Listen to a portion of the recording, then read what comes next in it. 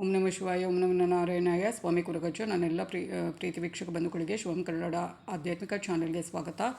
ದೇವರಿಗೆ ಹೂಗಳನ್ನು ಅರ್ಪಿಸುವ ಸರಿಯಾದ ವಿಧಾನವನ್ನು ನಾನು ಹೇಳ್ತೇನೆ ಇದರ ಬಗ್ಗೆ. ಅದಕ್ಕಿಂತ ಮುಂಚೆ ಚಾನಲ್ ನೋಡ್ತಾ ಇದ್ದರೆ ನೀವು ಸಬ್ಸ್ಕ್ರೈಬ್ ಮಾಡೋದನ್ನು ಮರ್ತಿದ್ದೆ, ದಯವಿಟ್ಟು ಸಬ್ಸ್ಕ್ರೈಬ್ ಮಾಡಿ. ಸಬ್ಸ್ಕ್ರಿಪ್ಷನ್ಸ್ ಫ್ರೀ ಆಗಿರುತ್ತೆ. ಆದಷ್ಟು ವಿಡಿಯೋ ನೋಡೋದು ಮಾತ್ರ ಲೈಕ್ ಮತ್ತು ಶೇರ್ ಮಾಡಿ. ಹಾಗೆಯೇ ಸಬ್ಸ್ಕ್ರೈಬ್ ಅಂತ ಓದ್ತಿದ್ರೆ ನನ್ನ ವಿಡಿಯೋ ನೋಟಿಫಿಕೇಷನ್ ನಿಮಗೆ ಆದಷ್ಟು ಸಿಗೋದಿಲ್ಲ. ಬೆಲ್ಲೈಕಾನ್ ಕ್ಲಿಕ್ ಮಾಡಿದ ಆಲ್ ಅಂತ ಬರುತ್ತೆ ಅಲ್ವಾ, ಅದನ್ನು ಕ್ಲಿಕ್ ಮಾಡಿದರೆ ಮಾತ್ರ ನನ್ನ ವಿಡಿಯೋ ನೋಟಿಫಿಕೇಷನ್ ಯಾವಾಗ ನಾನು ವಿಡಿಯೋ ಅಪ್ಲೋಡ್ ಮಾಡ್ತೇನೋ ಅದು ತಕ್ಷಣ ನಿಮಗೆ ನೋಟಿಫಿಕೇಷನ್ ಸಿಗುತ್ತೆ. ಹಾಗೆ ನನ್ನ ಕೆಲವು ವೀಕ್ಷಕ ಬಂಧುಗಳು ಹೇಳುವಂಥದ್ದು ನಮಗೆ ವಿಡಿಯೋ ಸಿಗೋದಿಲ್ಲ ಕರೆಕ್ಟಾಗಿ ಅಂತ. ಬಹುಶಃ ಬರೀ ಸಬ್ಸ್ಕ್ರೈಬ್ ಅಂತ ಓದ್ತಿದ್ರೆ ಸಿಗೋದಿಲ್ಲ, ಆದಷ್ಟು ಕಮ್ಮಿಯೇ ಸಿಗುತ್ತೆ ನಿಮಗೆ. ಹಾಗೆಯೇ ಆದಷ್ಟು ವಿಡಿಯೋವನ್ನು ಲೈಕ್ ಮಾಡೋದನ್ನು ಶೇರ್ ಮಾಡೋದನ್ನು ಮರಿಬೇಡಿ. ಆಧ್ಯಾತ್ಮಿಕಕ್ಕೆ ಜ್ಯೋತಿಷಕ್ಕೆ ಸಂಬಂಧಪಟ್ಟ ಉಪಯುಕ್ತ ಮಾಹಿತಿ ಇರುವಂಥ ವಿಡಿಯೋವನ್ನು ಹಾಕ್ತಾ ಇರ್ತೀನಿ, ನಿಮಗೆ ಹೆಲ್ಪ್ಫುಲ್ ಆಗುವಂಥ ವಿಡಿಯೋವನ್ನು. ಹಾಗೆಯೇ ನಿಮ್ಮ ಏನಾದರೂ ಸಮಸ್ಯೆ ಇದೆ ನನ್ನ ಜೊತೆ ಹಂಚ್ಕೋಬೇಕು, ಪರಿಹಾರ ಬೇಕು ಅಂದರೆ ಡೀಟೇಲ್ ಆಗಿ ಸಮಸ್ಯೆಯನ್ನು ಬರೆದು ಕಳುಹಿಸಿ ಅರ್ಥ ಆಗುವಾಗೆ ರಾಶಿ ನಕ್ಷತ್ರ ಅಥವಾ ಡೇಟ್ ಆಫ್ ಬರ್ತ್ ಹಾಕಿ. ಎರಡೂ ಗೊತ್ತಿಲ್ಲ ಅಂದರೆ ಪ್ರಶ್ನೆ ಸ್ಪಷ್ಟವಾಗಿರಲಿ, ಖಂಡಿತವಾಗ್ಲೂ ನಿಮಗೆ ಆಗುವಂಥ ಸಣ್ಣ ಪುಟ್ಟ ಪರಿಹಾರವನ್ನೇ ತಿಳಿಸ್ತೇನೆ. ಆದಷ್ಟು ನಂಬಿಕೆ ಶ್ರದ್ಧೆಯಿಂದ ಮಾಡಿದ್ದೆ ಖಂಡಿತವಾಗ್ಲೂ ನಿಮಗೆ ಪರಿಹಾರ ಆದಷ್ಟು ಸಿಕ್ಕೇ ಸಿಗುತ್ತೆ. ತುಂಬ ಮಂದಿ ನನಗೆ ಹಿಂದೇನೂ ಮೆಸೇಜ್ ಮಾಡ್ತಾಯಿದ್ರು, ಏನಾದರೂ ಪರಿಹಾರವನ್ನು ನಾನು ಕೊಟ್ಟು ಅವರು ಏನಾದರೂ ಮಾಡಿ ಅವರಿಗೆ ಏನಾದರೂ ಅದರಿಂದ ಅಂದರೆ ಆ ನೆಮ್ಮದಿ ಏನಾದರೂ ಸಿಕ್ಕಿದ್ರೆ ಅವರು ಮೆಸೇಜ್ ಮಾಡಿ ನನಗೆ ಹಿಂದೆನೂ ತಿಳಿಸಿದ್ದಾರೆ. ತುಂಬ ಧನ್ಯವಾದಗಳು. ಹಾಗೆಯೇ ಇನ್ನೊಂದು ಏನಂದರೆ, ನಿಮ್ಮವರಿಗೆ ಯಾರಿಗಾದರೂ ಒಳ್ಳೆ ರೀತಿಯಲ್ಲಿ ಯಾವುದಕ್ಕಾದರೂ ವಿಶ್ ಮಾಡಬೇಕು ನನ್ನ ಚಾನಲ್ ಮುಖಾಂತರ ಅಂದರೆ ಅದನ್ನು ಕೂಡ ಬರೆದು ಕಳುಹಿಸಿ, ಖಂಡಿತವಾಗ್ಲೂ ನಿಮ್ಮ ಪರವಾಗಿ ನಾನು ವಿಶ್ ಮಾಡ್ತೇನೆ. ಹಾಗೆಯೇ ಕೆಲವರಿಗೆ ಡೇಟ್ ಆಫ್ ಬರ್ತ್ ಗೊತ್ತಿರುತ್ತೆ, ರಾಶಿ ನಕ್ಷತ್ರ ತಿಳ್ಕೋಬೇಕು ಅನ್ನೋ ಹಂಬಲ್ ಇರುತ್ತೆ. ರಾಶಿ ನಕ್ಷತ್ರ ಗೊತ್ತಿರುತ್ತೆ, ಡೇಟ್ ಆಫ್ ಬರ್ತ್ ಮಾತ್ರ ಗೊತ್ತಿರುತ್ತೆ, ಅಂಥವರು ಕೂಡ ಡೇಟ್ ಆಫ್ ಬರ್ತ್ ಹಾಕಿ ಕೇಳಬಹುದು.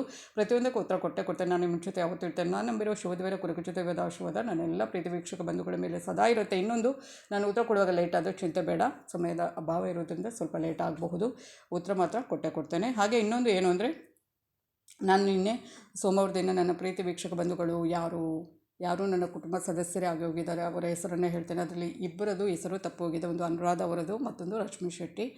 ಇಬ್ಬರು ಕೂಡ ನನ್ನ ಕುಟುಂಬದ ಸದಸ್ಯರೇ ಅಂತ ಹೇಳೋಕ್ಕೆ ಇಷ್ಟಪಡ್ತೇನೆ. ಹಾಗೆಯೇ ತುಳಸಿ ಎಲೆ, ಬಿಲ್ವ ಎಲೆ ಮತ್ತು ಅಗಸ್ತ್ಯ ಹೂಗಳು ಎಂದಿಗೂ ಹಳೆಯ ಹೂವುಗಳು ಆಗುವುದಿಲ್ಲ. ಕಮಲ ಹೂವು 11 ದಿನಗಳವರೆಗೆ ಹಳೆಯದಾಗುವುದಿಲ್ಲ. ಹಾಗೆಯೇ ಚಂಪಾ ಮೊಗ್ಗು ಒಂದು ಬಿಟ್ಟು ಬೇರೆ ಯಾವ ಹೂವಿನ ಮೊಗ್ಗನ್ನು ದೇವರಿಗೆ ಬಳಸಬಾರದು. ಅರಳಿದ ನಂತರನೇ ಬಳಸಬೇಕು. ಚಂಪಾ ಮೊಗ್ಗು ಆದರೆ ಪರವಾಗಿಲ್ಲ. ಹಾಗೆಯೇ ಯಾವುದೇ ಎಲೆ, ಹೂವಾಗಿರ್ಬೋದು, ಹಣ್ಣುಗಳನ್ನು ಭಗವಂತನಿಗೆ ಹಿಮ್ಮುಖವಾಗಿ ಅರ್ಪಿಸಬಾರದು. ಅವುಗಳು ಹೇಗೆ ಮೇಲ್ಮುಖವಾಗಿ ಮೂಡಿರುತ್ತವೋ ಹಾಗೆ ಅವುಗಳನ್ನು ಅರ್ಪಿಸಬೇಕು.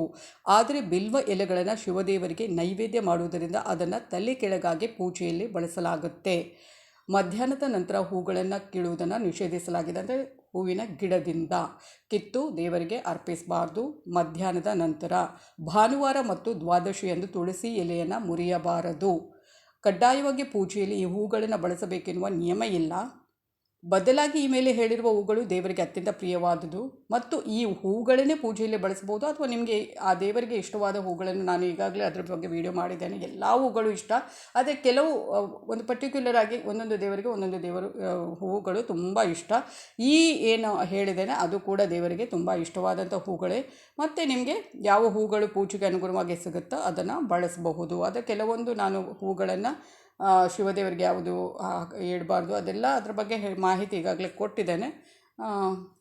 ಧನ್ಯವಾದಗಳು.